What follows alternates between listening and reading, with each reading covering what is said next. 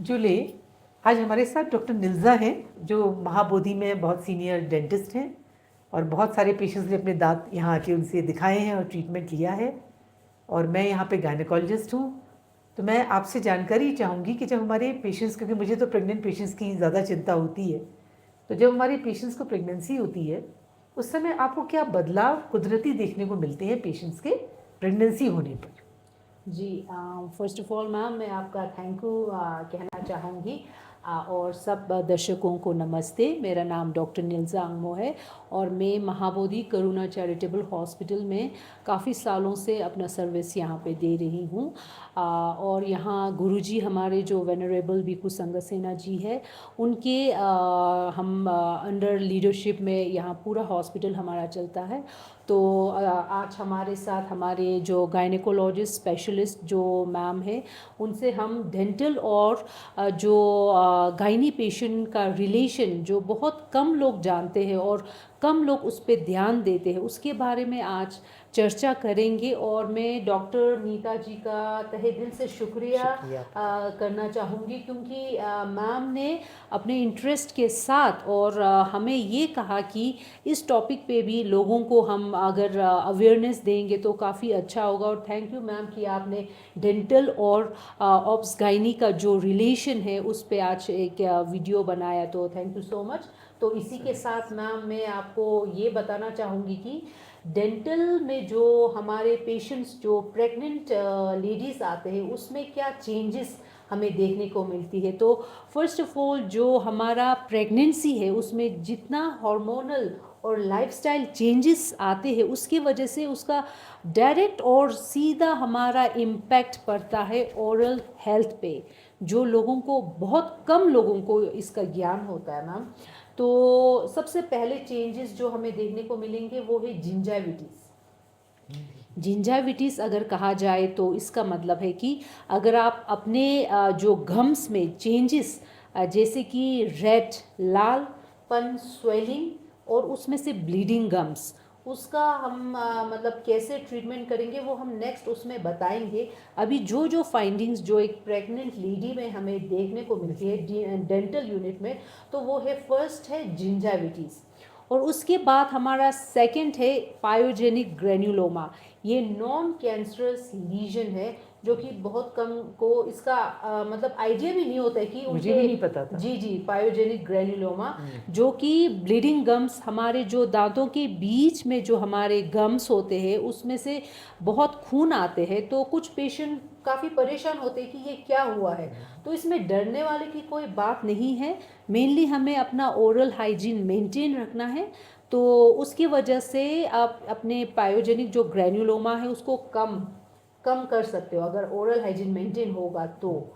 Otherwise अगर आप maintain नहीं रखोगे तो ये आगे जाके काफ़ी आपको प्रॉब्लमेटिक हो सकती है। दूसरी बात ये हुआ और तीसरा हुआ हमारा कैविटीज़ और इरोजन, ये हमें देखने को मिलती है प्रेगनेंसी में। तो ये क्यों होता है?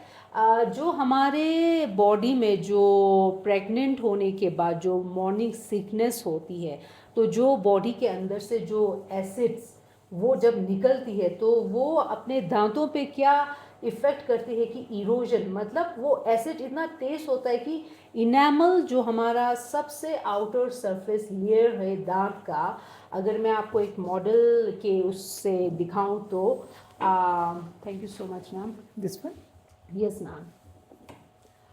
जो आउटर जो हमारा सरफेस होता है एक दांत का, जो कि अगर हम आम वेरी कॉमन वे में अगर बताया जाए तो ये वाला जो सफ़ेद हमें दिखता है ये वाला पोर्शन एसिड के कारण इरोजन, मतलब ये पूरा घिसना स्टार्ट हो जाता है। और वो हमारा है कि एसिडिटी जो अंदर जो एसिड होते हैं, एसिड रिफ्लक्स जो हमें प्रेगनेंसी में मॉर्निंग सिकनेस वॉमिटिंग की वजह से होती है, उस वजह से आपका इरोजन भी हो जाता है। प्लस कैविटीज़ हमें मतलब प्रेगनेंसी में काफ़ी मुश्किल होती है शायद लोगों को अपना ओरल हाइजीन मेंटेन रखना, उस वजह से कैविटीज़ का भी हमें प्रॉब्लम्स काफ़ी देखने को मिलती है मैम। तो ये तो बेसिक जो हमें एक प्रेग्नेंट लेडी में हम फाइंडिंग्स देखने को मिलती है वो सब है। और एक जो लास्ट हमारा होगा पेरोडोंटल चेंजेस, जिसमें दांत थोड़े हिलने लगते हैं, थोड़े ग्रेड 1 मोबिलिटी हमें देखने को मिलती है एक प्रेग्नेंट लेडी में। वो भी अगर लास्ट में देखा जाए तो उसका कॉज भी है पुअर ओरल हाइजीन रखने के वजह से। जी, तो हम इन सब को मतलब बहुत, जैसे मैंने बिगनिंग में आप लोगों से कहा कि ये सब इस वजह से है कि हम लोगों में अवेयरनेस नहीं है। अभी डॉक्टर नीता का थैंक यू मैं दोबारा करना चाहूँगी कि ऐसा वीडियो डॉक्टर बना रही है ताकि ज़्यादा से ज़्यादा लोगों को अपने डेंटल हेल्थ एंड हाइजीन का ज्ञान हो, और स्पेशली एक प्रेग्नेंट लेडी में हमें अपने ओरल हाइजीन का कितना ध्यान रखना चाहिए, क्योंकि अगर आप अपना ओरल हाइजीन मेंटेन नहीं रखोगे तो उसका इफ़ेक्ट आपके आने वाले बेबी पर भी पड़ सकती है। जी मैम। कि हमारे पास ये पेशेंट्स बहुत आती है कि गम ब्लीडिंग जो आपने बताया, जी जी जी, उसके right. बहुत फ्रीक्वेंटली आते हैं। और जी ये भी मैम। बहुत आते हैं कि मुझे डेंटिस्ट ने अब एडवाइस किया है कि मुझे, क्योंकि पहले कभी गए नहीं डेंटिस्ट के पास, तो जी आप ये ज़रूर बताएं कि प्री कंसेप्शन में उनको कैसे मिलना चाहिए डेंटिस्ट को। जी जी जी, ज़रूर मैम। जैसे मैं तो ये कहूँगी कि अगर कोई प्रेगनेंसी का प्लानिंग कर रहे हो, उसी वक्त आपको एक डेंटल विज़िट बहुत ही ज़रूरी है, क्योंकि अगर आप मतलब थर्ड ट्राइमेस्टर में आओगे तो बहुत लेट है। Second trimester is the best to get any dental treatment, first में भी नहीं कहा जाता है। तो अगर आप उससे भी पहले अगर आप पूरा ट्रीटमेंट लोगे, या पूरा एक आपको अगर ज्ञान होगा कि हमें डेंटल हेल्थ को कैसे ठीक रखना है, तो आप प्री कंसेप्शन, जैसे मैम ने अभी बताया, आप प्लानिंग जब कर रहे हो तभी से आपको अगर एक डेंटल विजिट अगर पेशेंट देते हैं तो उसमें हम पूरा थॉरली बताते हैं मैम कि कैसे ओरल हाइजीन मेंटेन करना है, आपको कितने टाइम्स ब्रश करना है, और ब्रशिंग का भी एक टेक्निक होता है, क्योंकि अगर हम पेशेंट को नहीं बताएंगे तो उनको कोई आइडिया भी नहीं होता कि कैसे करना है। मोस्टली ब्रश सभी होल्ड करने का भी एक तरीका है, ब्रश होल्ड करने का भी। Please ma'am. जैसे 90% ब्रश होल्ड ऐसे करते हैं, ऐसे सभी, मतलब 90%, कुछ ही करते होंगे करेक्ट वे में, और ऐसे करके बिल्कुल ऐसे ब्रशिंग करना स्टार्ट करते हैं, जो कि टोटली रॉन्ग मेथड है। तो अगर आप पहले से ही एक डेंटिस्ट के पास जाके अगर आप पूछोगे तो सबसे पहले जो बेसिक थिंग है वो है how to brush your teeth, and it starts with how to hold a toothbrush. तो टूथ ब्रश को हमें जैसे पेन हम होल्ड करते हैं उस वे में होल्ड करना है। तो उस वे में होल्ड करके आपको 45 डिग्री एंगल पे अपना ब्रश रखना है।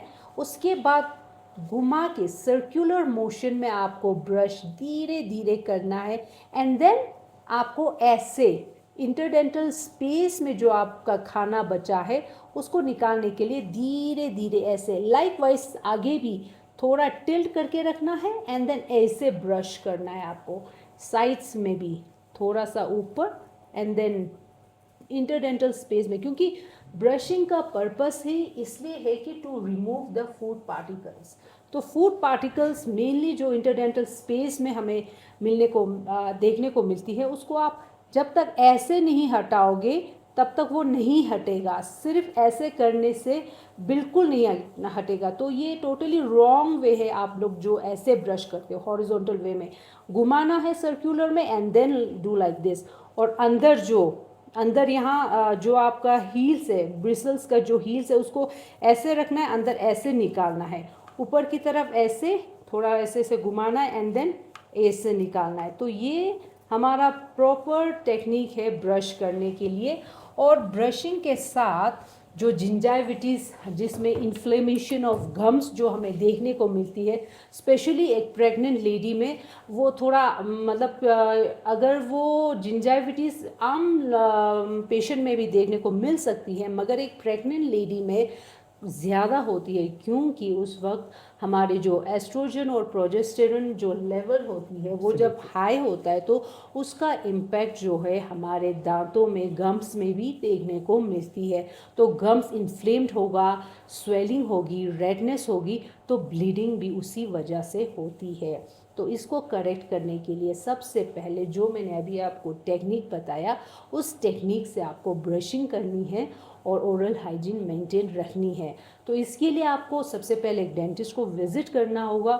गायनी का जब भी अपॉइंटमेंट लेते हैं मैम, तभी अगर पेशेंट डेंटल का भी ट्रीटमेंट एक ही साथ ले तो काफ़ी अच्छा रहेगा। जी मैम। आज बहुत सुंदर ये डिस्कशन हुआ और मुझे भी इसमें कई सारे इंसाइट्स मिले कि कई चीज़ें हम लोग जानते हैं लेकिन फॉलो नहीं करते, और आपने इतनी खूबसूरती से ब्रशिंग टेक्निक बताई।